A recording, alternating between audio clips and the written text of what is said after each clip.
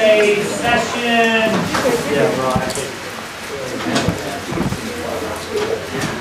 Session 5, basic poultry health management and disease control.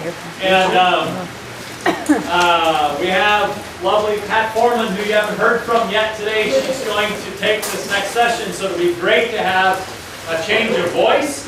But also, her and I have just met for the first time, but she's appropriate term co-host.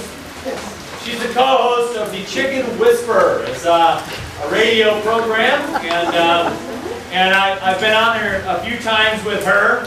And sometimes she'll call me the day of, hey, we lost somebody, you want to get on? And it doesn't work out, but we've enjoyed some time talking about poultry things going on around the country, and I think you'll really enjoy her. So give her a good Organic Grower School welcome to Pat Foreman.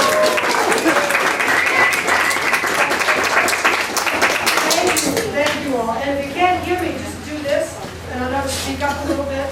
And so what I like to do is just kind of jump into this. I'll be glad to take questions as I go along. And if it goes off topic too much, please see me afterwards. And I've got a lot more material to cover than we might run out of time for. But there are a couple of things I just had to put in here. So I've got this about 60 slides, and I'm going to kind of keep it up. If you fall asleep, that's okay. Today we're going to call what I call is primary poultry health care, because if you really do your management properly, you're not going to have sick flocks. And who's doing that? Okay, yeah. You've seen the books out there on the table. These are the books that either authored or co-authored. Chicken Chapter was written 20 years ago, and it's back when we were working with the Intervale Foundation up in Burlington, Vermont, wanted to build topsoil so that they could start a community farm, because Burlington wanted to be more self-sufficient in food.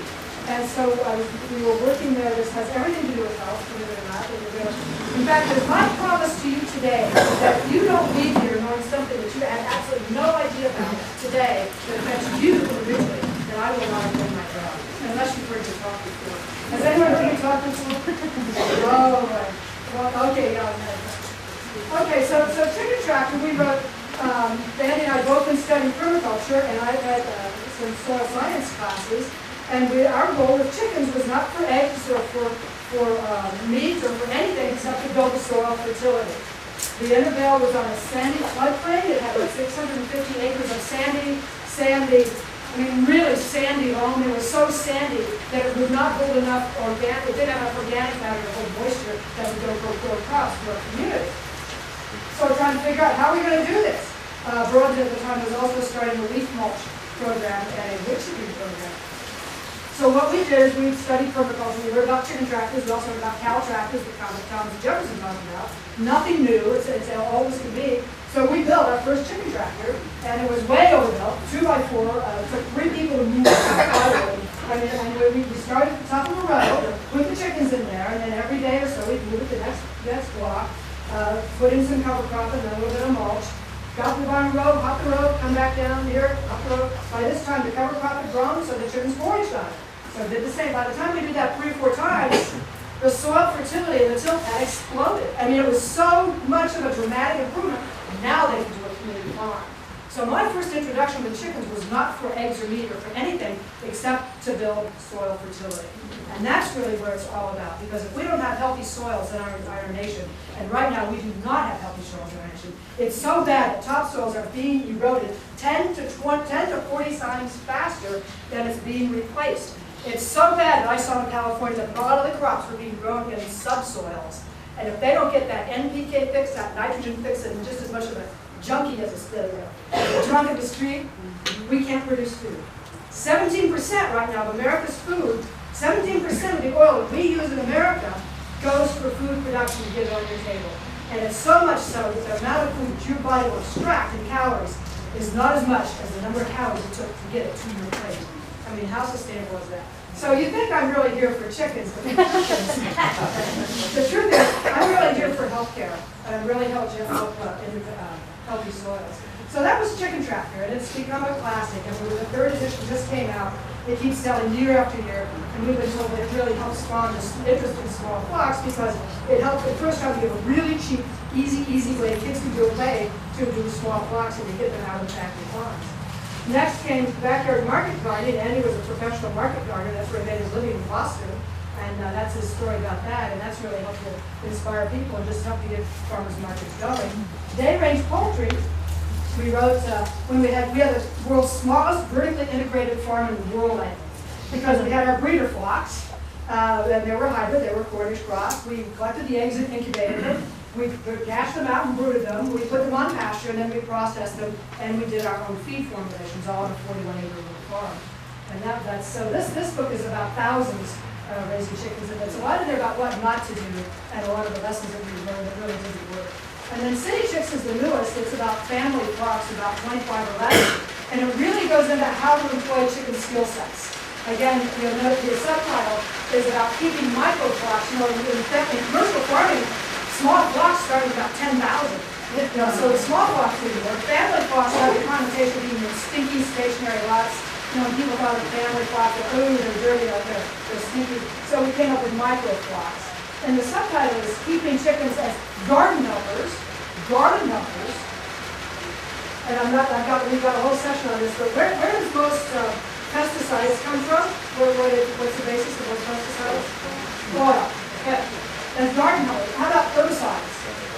A lot of them come from oil. So then what about fertilizer? Oil.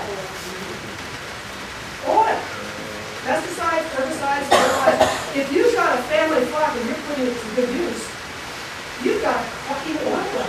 I mean, literally, these birds can replace a lot of the product chemicals that we're using our oil consumption for to produce food, and they can do it organically, and they do it both. And so, as garden helpers, as compost creators, chickens are fabulous as compost creators. And they'll not only provide the nitrogen for it, they will treat it for you, they'll mix it in. I mean, compost, what does compost help you get? Topsoil. And what are the two most valuable products on our planet right now? The two most valuable commodities, I'm going to use the words commodity, on our planet right now. Water's one, what's the other? Topsoil. It's topsoil. Civilizations have come and gone, been created or destroyed on the basis of how they treat their topsoils and water. Jared Diamond, who also wrote Guns, Germs, and Steel, wrote a book called Collapse. And he went and studied ancient civilizations as well as a farm in Montana. And he came up with 8 different factors that determined whether a society chose to succeed or to fail. And 2 of those top factors were water and topsoil. And we have to ask ourselves that as a question. How are we choosing as a society to choose to succeed or to fail? How are we choosing as individuals to succeed or to fail? How are we selecting as communities to choose to succeed or fail? And right now, it's not very, well, we're going to go into that a little bit more later. So and of course, biomass recyclers, what a lot of people don't realize about chickens is little Oprah Henfinger. Usually I have her up here, but she's really tired. I kind of got a complaint notice over the braiding it.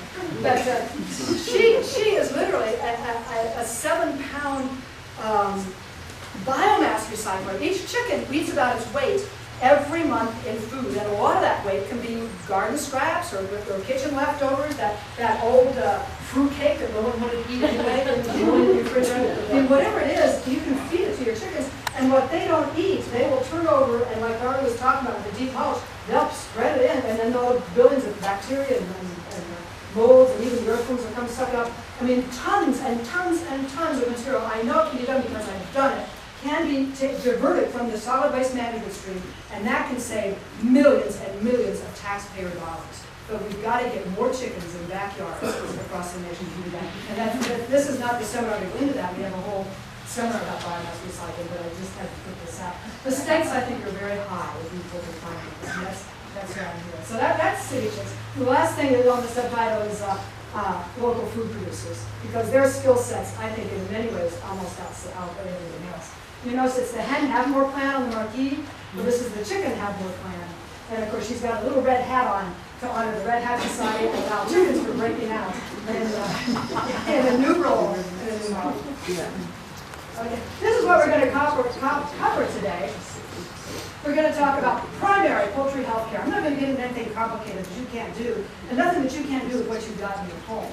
So let's just, I have never, ever yet taken the chickens to a veterinarian, not once, or a turkey. So first, do no harm. We're going to talk about that. Prevention is far worth more than a cure, and this has been something that's been echoed all along today in every workshop. Identification, you need to know who you're treating. I think that's a big one. We're going to talk about gut health. Believe it or not, for all human beings, or all beings pretty much, health starts in the gut. It's not coming from the outside in. We're talking about handling and safety can avert so many of the problems and injuries that we get on the farm and backyard. Top diseases, I mean just really top diseases. I'm going to introduce the concept of an egg shed. Has anyone heard egg shed yet? Okay, this is a new one I'm going to lay on you.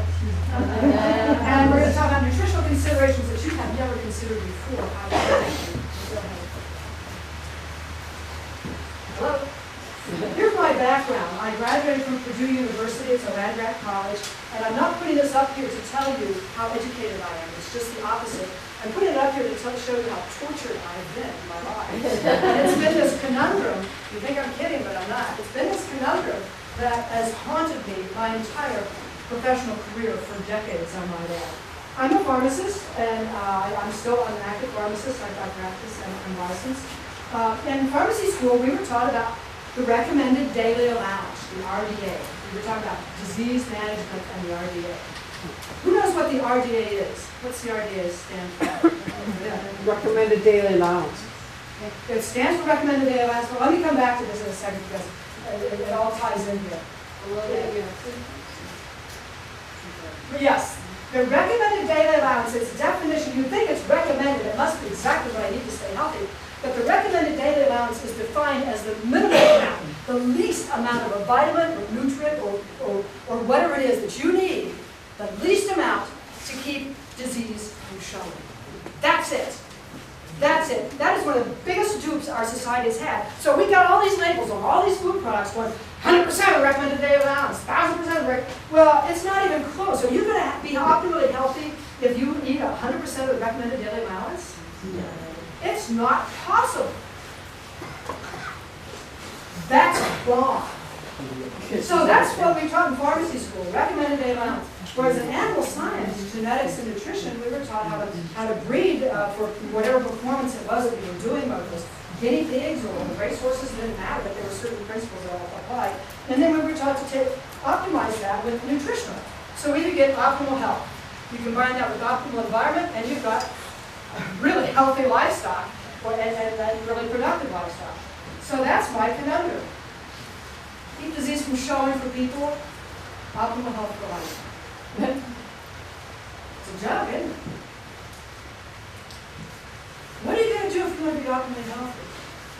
I mean, I ran into a problem where I didn't know what to do. I was losing my energy. I understood what chronic fatigue felt like. I didn't have chronic fatigue, but I understood. I'd get out of bed, I'd go for a little walk, I'd come back, I'd want to go to bed.